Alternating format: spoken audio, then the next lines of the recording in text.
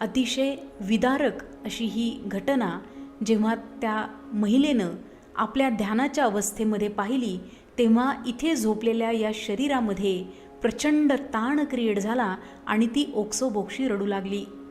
गतजन्मातील स्मृतींच्या स्वरूपामध्ये 2 जन्मांमध्ये घडलेल्या थोड्या बहुत अंतराने सारख्याच घटना या व्यक्तीनं प्रत्यक्षात प्रतिगमनामध्ये जाऊन अनुभवल्या आणि त्या क्षणी त्यांच्या हृदयामध्ये स्मृतींची जी गाठ बसली होती ती सैल झाली, सुटली. सेशनमधून बाहेर आल्यानंतर जेव्हा ताईंशी बोलत होते त्यावेळेला आणखी एक पैलू समोर आला.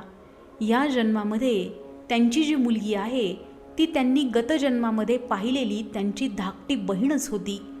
आताही तिच्या लग्नाविषयी घरामध्ये ताण निर्माण झालेला होता. त्या मुलीला ज्याच्याशी लग्न करायचं होतं त्याला ताईंचा विरोध होता. आणि आश्चर्य म्हणजे किंवा परमेश्वराची लीला पहा की गतजन्मामध्ये बहिणीचा जो वर होता तोच या जन्मामध्ये तिला आवडलेला मुलगा आहे. प्रतिगमनाच्या माध्यमातून गतजन्मामध्ये आपली असलेली बहीण आणि तिचा वागदत्त वर हा या जन्मातील आपल्या मुलीला आवडलेला मुलगा आणि आपली मुलगी आहे हे समजल्यानंतर ताईंनी आपल्या दृष्टिकोनामध्ये बदल केला आणि अतिशय आनंदाने त्या दोघांच्या विवाहाला संमती दिली. परमेश्वरी लीला पहा कशी असते.